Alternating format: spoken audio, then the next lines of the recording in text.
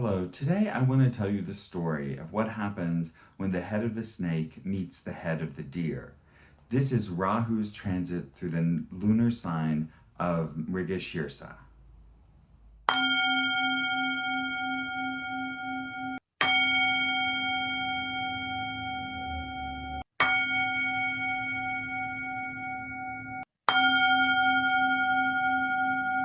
I'm Ramdas Sinclair, and I hope you'll like and subscribe to this site so that we can stay in touch. So today I want to talk to you a little bit about Rahu's transit through Mirgashira. From 20th of May until 26th of January 2021, Rahu, who is known as the head of the snake, will be in the lunar sign of Mrigashira, which is symbolized by the head of a deer. Now, Rahu is a fierce energy who slowly travels backwards through the zodiac, transforming planets as he swallows them. Now, because he's only the head, once he swallows them, they come right back out the back end. But it's this very powerful transformative energy. We also must remember that the venom a snake carries is stored in the head. So as the planets go in, this venom has the power to kill off old thought patterns and old behavior patterns, and the planets can emerge from the other side of Rahu renewed and have undergone a significant change. So this is the evolutionary force of Rahu. And Rahu is always bringing us into the next lesson that we have to learn. The most powerful sign for Rahu is in Gemini and Taurus. He is in his Mula Trikona sign in Gemini, and he is in his exalted sign in Taurus. So Mrigashira is halfway in Gemini and halfway in Taurus. This is really a key evolutionary energy for us as a planet. Rahu brings forth unexpected change and growth in our personal lives and in the world around us. Rahu awakens the wrongdoings of our past and gives us the chance to make amends for past actions, change our current thinking, and act differently in the future. Because he's an agent of change, Rahu often tends to provoke feelings of fear, anxiety, and stress in our own lives, because in fact, when we have to change, it causes a certain amount of stress. We cannot underestimate Rahu's power in disturbing our mind and our emotions during this transit. And several years ago, I was thinking about, we had a similar summer where there was all this violence, and I realized that all acts of cruelty really arise out of someone feeling overwhelmed by these negative emotions of fear, anger, jealousy, paranoia. These kind of things are what actually motivate people to act out and harm others. So while there's a global trend that's happening here, each of us must maintain an awareness of our own ability to process the stress we're handling so that we do not get trapped in Rahu's negative vortex of taking violent action. Now, the lunar sign of Mrigashira is represented by the head of a deer. The head of a deer is another way of referring to the moon in Vedic symbolism.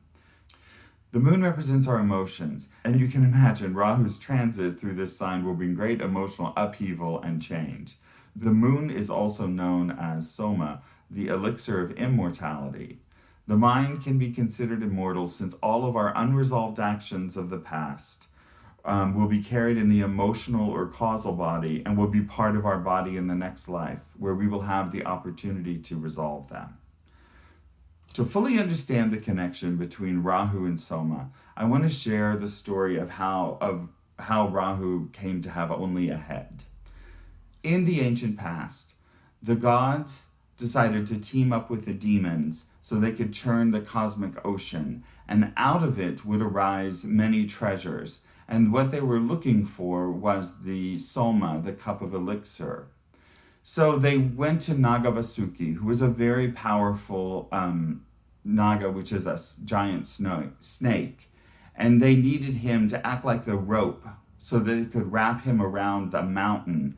And then the demons went to the one end, they held his head, and the gods held the end of his tail, and they actually churned the ocean back and forth like you would churn a butter churn, and it would yield the the contents of what was buried in the ocean. So for a minute, I want to pause and just say, like, imagine how large Nagavasuki had to be able to wrap around a mountain several times and churn a mountain. So we're talking about, which we often encounter in these Puranic histories, dimensions that are gigantic. And so it helps us to emphasize the powers that we're talking about. Nagavasuki is a fundamental, very strong power that helps to realize the karma of the entire world, all the cultures, and all of us as individuals. So as they churned the ocean, it's interesting to note that first came up all of the poisons. And then eventually the cup of Amrita was brought up by Dhanvantari, the god of healing. And so they got the goal. So they had arranged part of the deal to get the demons to help them churn the ocean because they needed their strength, was that they would share the soma with the demons.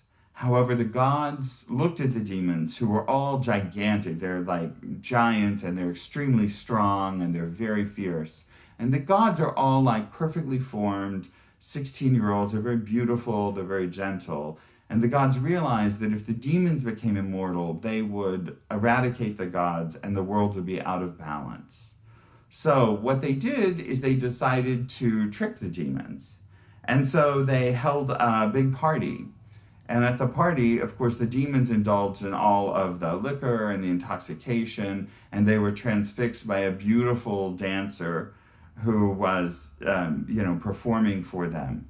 So knowing the gods appealed to the demons' lower nature, and while they were occupied by all of this, the gods decided to dish out the soma among only the gods so they would become immortal. Now, Nagavasuki, who is the head of Rahu's head here, saw the deception. So this is a key that tells us that Rahu is deeply insightful. He is very intelligent, and he can kind of see things that are left unseen by others. So he snuck among the gods, and they didn't notice him, and he was able to get one drop of the nectar before the sun and the moon saw him. And when the sun and the moon saw him, they told Vishnu, who took his chakra, which is a very sharp disc, and threw it and cut Nagavasuki's head off. But since he'd already had the elixir, he was immortal. So, what happened is they thought, well, what are we going to do? This guy's immortal. So he agreed to take up a position in the zodiac. And because he was angry at the sun and moon for turning him in, basically, he takes up a position where the sun and the moon, the orbits cross. So on the northward orbit of the sun, you have Rahu. And in the Western astrology, he's known as the North Node. And when the sun crosses the lunar eclipse going southward, we have Ketu. So these 2 points exist in space. Now we can't see him because he is the color of smoke. So he's hidden and he's mystical. And this is why it's telling us that karmas can appear from past lives. These are all the powerful dynamics of Rahu. When Rahu returns to the sign of Mrigashira, where the soma is located, he's able again to taste the soma, which, links into this entire story. But he doesn't have a body, so he's not able to be nourished by the soma. And this tells us that the issues that he brings up in our lives and in our world are intractable issues that take a long time. They're very deep-seated, and it takes a lot of effort to really shift opinions on them and to make progress. And this is just the type of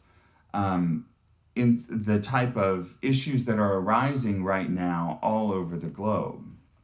Rahu enters the lunar sign of Mrigashira on May 20th, 2020, and he'll be presenting challenges to this area through the 26th of January in 2021. Rahu's challenging behavior in this sign is emphasized by Mars' rulership of Mrigashira. Rahu works in secret, as we said, he can't be seen. He's unpredictable and he strikes without warning. Now Mars has difficulty defending against an enemy that he cannot see, and he often becomes enraged by Rahu's seemingly irrational behavior. This is another element that sparks stress and anger in our life. Often we react to Rahu with feelings of anger, and this is tied to Mars's rulership of this particular nakshatra. Furthermore, Mrigashira's sacred animal is the female snake, and Rahu's passion is ignited when he's in Gemini and Taurus, as both signs are indicators of relationships and romance.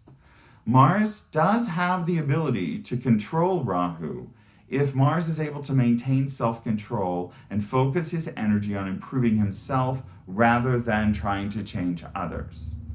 This is an important clue as to how to manage Rahu's energy in our own lives. One must simplify your life, avoid getting involved in conflicts that are not relevant to you, and practice positive thinking to avoid being caught in Rahu's trap of discontent and suffering. This is often best done by a daily simple practice of checking in with yourself, checking your stress level, breathing, practicing relaxation, because Rahu is so powerful and so fast that you may be calm in the morning, and by lunchtime something may have happened where you'll feel the anger rising. Now, as Rahu transits Mrigashira, there will be 4 phases of this. From May 20th until the 20th of July, Rahu will be placed in the pada, or the subsection of Scorpio, where Rahu is considered to be debilitated. This is his worst energy in this worst sign. Rahu is deeply disturbed during this period and will turn up all the deep-seated global issues that expose deception and deceit in our cultural structure. Furthermore, Mrigashira's deity, the moon, is also debilitated in Scorpio. So we have 2 major planetary influences that are at their weakest point in this first few degrees of Mrigashira. So emotions will overflow as the moon rules the public, and there can be a public outcry. The mass demonstrations promoting racial equality are manifestations of this Rahu energy in the first pada of Mrigashira. Rahu will also be swallowing the sun in a lunar eclipse on the 21st of June, along with 2 other solar eclipses which will involve Ketu, the other half of Rahu, on June 5th and July 4th. This all indicates that there's a possibility for dramatic changes manifesting during this part of the nakshatra transit.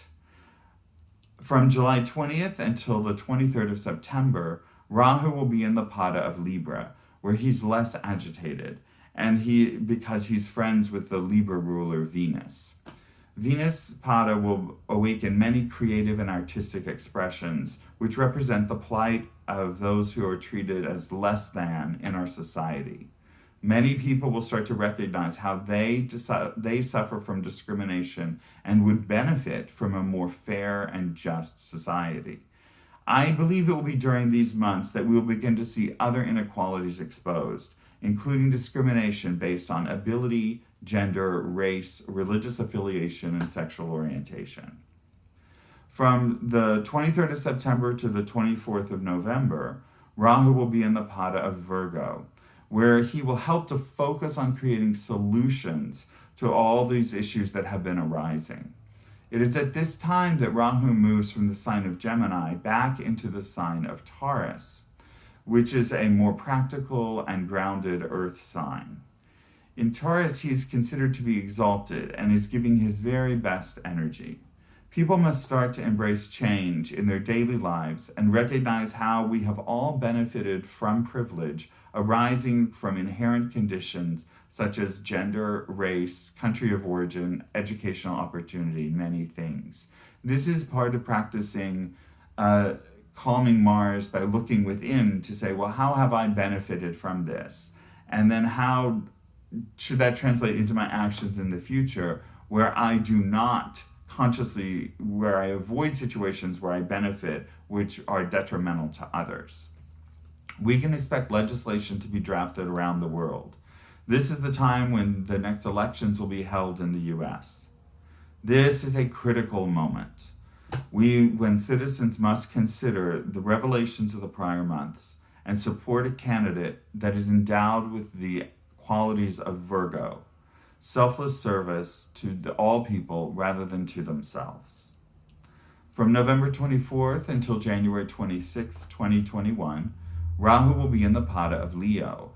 Here he is again in a disturbed and agitated state as he is not friendly towards the sun. Leo is the sign of government, and now the progress of prior months of action meets the challenge of being codified into law and funding mandates. Here I say the head of the snake and the head of the deer meet the head of state. Politics, which is always present in the process of change, takes center stage. The voice of the masses has been heard, but my question is, will the roar of the lion drown out the voices of the people? The transit is further punctuated by a pair of eclipses. The 30th of November brings a lunar eclipse, and the 14th of December there will be a total solar eclipse, where the sun is swallowed by Ketu. Now, I note that Ketu is an indication for liberation.